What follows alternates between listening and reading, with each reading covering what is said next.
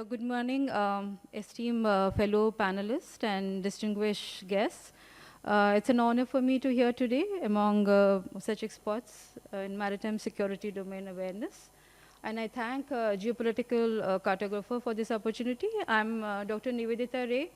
I'm the Director Research at Indian Council of World Affairs. We are a think tank under the Ministry of Foreign Affairs, New Delhi. And our area focus is basically on IR and international relations and foreign policy.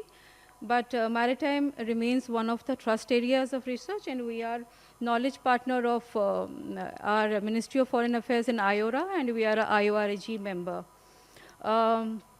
Maritime, my focus will be just discussing on regional cooperation, because in the first session we heard each of the panelists talking about how each country is contributing to maritime domain awareness. And my presentation here will be focusing on regional cooperation for enhancing maritime domain awareness. And here I focus on three aspects, which of course has been discussed in the first session. But when you talk of regional cooperation, to me, three components become very important when we talk of maritime domain awareness in terms of in the regional context and regional cooperation. First is information sharing and exchange through a robust maritime domain awareness network. Second, I think, is capacity and capability building of regional players. And third is trust building among regional players.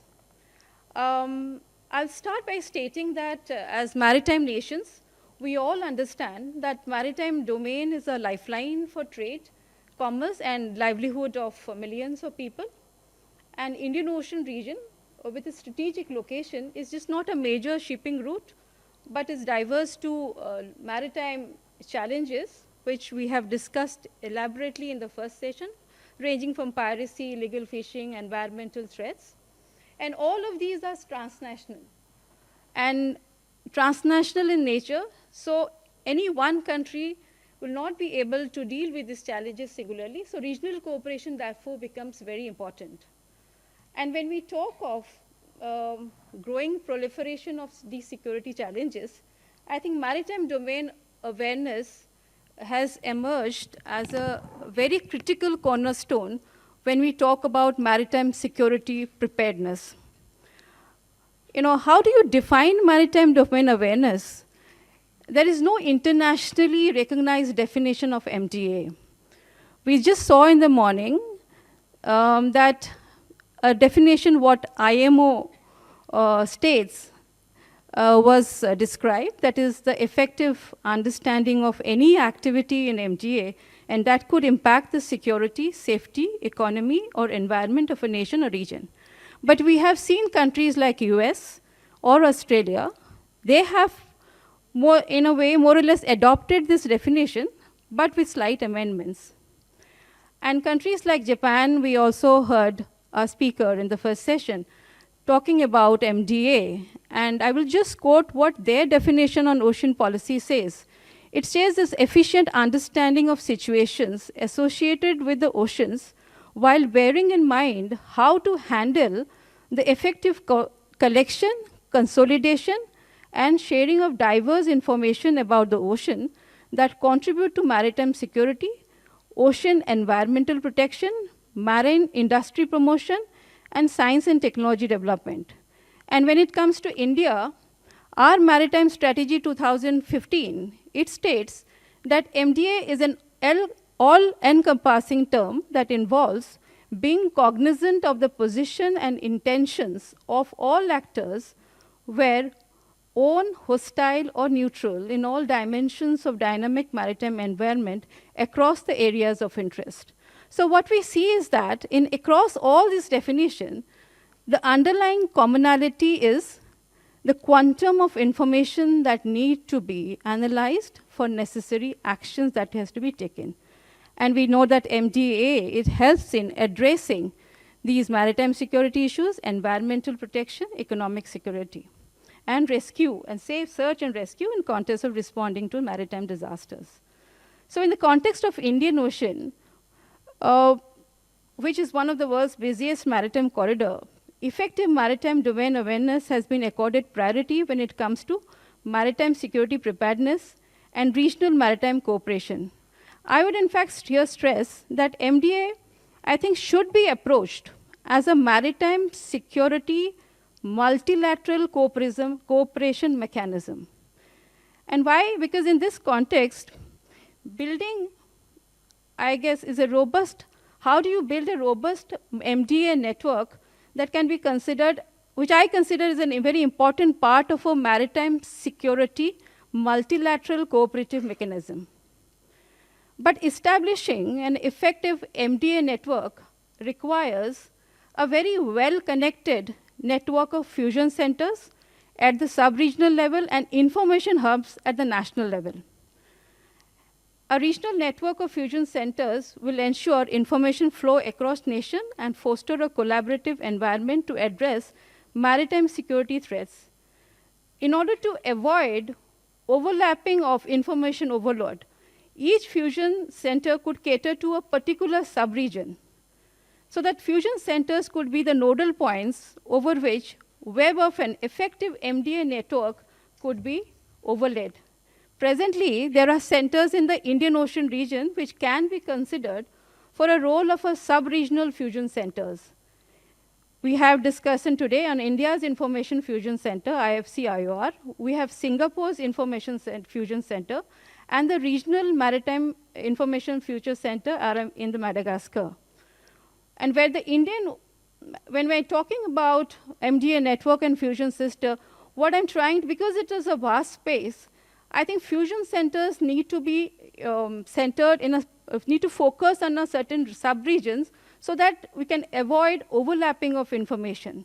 So in this context, when I say that, like for Indian IFC-IOR could focus on the Arabian Sea and the Bay of Bengal, the RMIFC Madagascar could focus on the Western Indian Ocean region, the Singapore IFC could focus on the South and East China Sea, and the eastern part would need a fusion center which could be established maybe in Australia.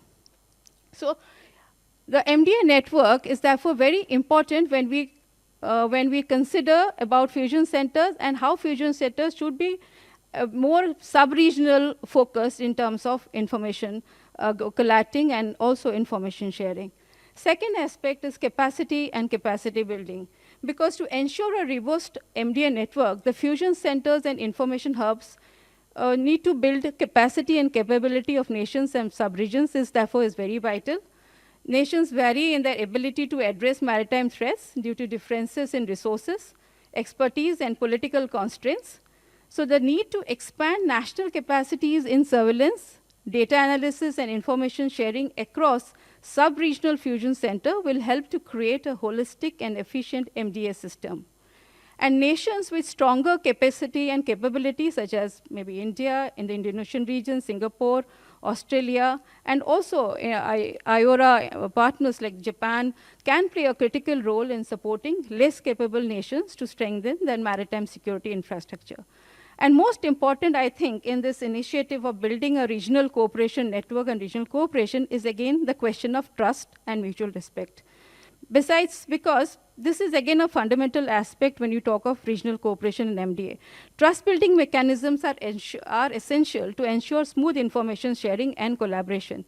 While nations may have differing interests and security concerns, they can find common ground in addressing shared maritime security challenges such as piracy, fishing, climate-related maritime environment issues. So how the trust can be fostered, it is through transparency and regular communication, shared exercises, and joint capacity building efforts.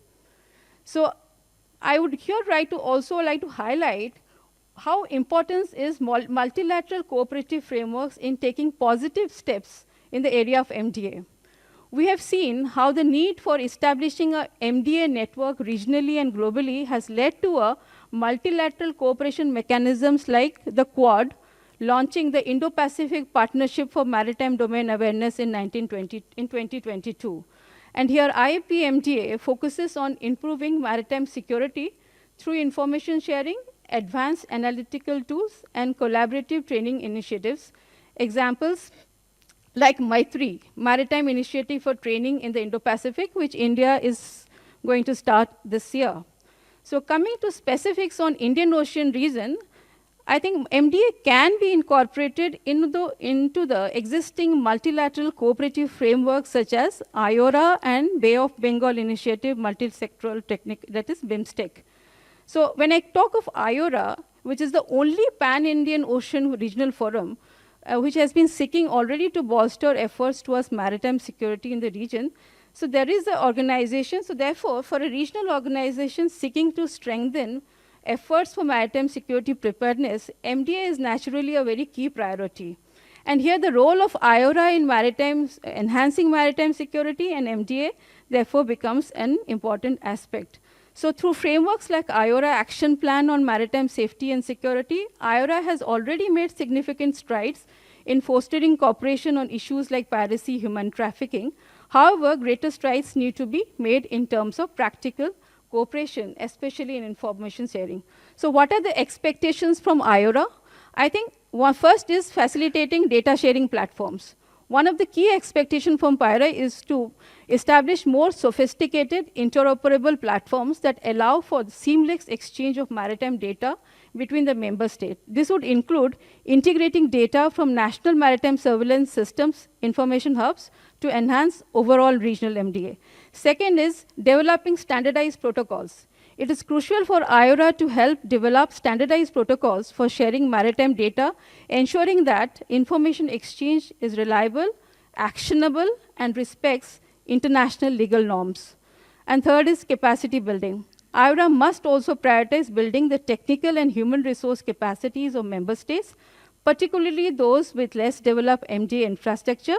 This could involve training programs, joint exercises, and workshops to improve skills and readiness in dealing with maritime threats. And third is strengthening trust among member states. A strong culture of trust is fundamental to information sharing. IORA should continue fostering this trust by promoting transparency, mutual respect, and sense of shared responsibility. In conclusion, I would like to say, while we have made considerable progress individually as countries towards maritime domain awareness, but the growing complexity of maritime security threats requires a unified approach. So regional cooperation becomes very important, and IORA must play a central role in coordinating this effort. And it is important that countries in the Indian Ocean region work together to create a robust system of information sharing. In this context, I would just say that India is very alignment with India's Sagar vision and efforts to bolster cooperation on maritime domain awareness. We know how the IFC-IOR has already emerged as an important facet of India's continued efforts to enhance maritime security preparedness. Importantly, given the vast geography of Indian Ocean and the capacity differential among regional states, cooperation through information sharing has provided a vital ground of convergence for India and its partners. India announced the establishment of IFC-IOR at the Indian Ocean Dream Association Leaders Summit, Jakarta in 2017 to coordinate and cooperate on maritime domain awareness. So MDA in the Indian Ocean is important for India, not only to secure its own maritime interest, but also to work towards its stated goal of facilitating regional security apparatus. Sri Lanka is the current chair, and this year India will be taking over the chair of IORA. And I think this would be a good way, and maritime domain awareness could be a useful priority area to focus on. Thank you.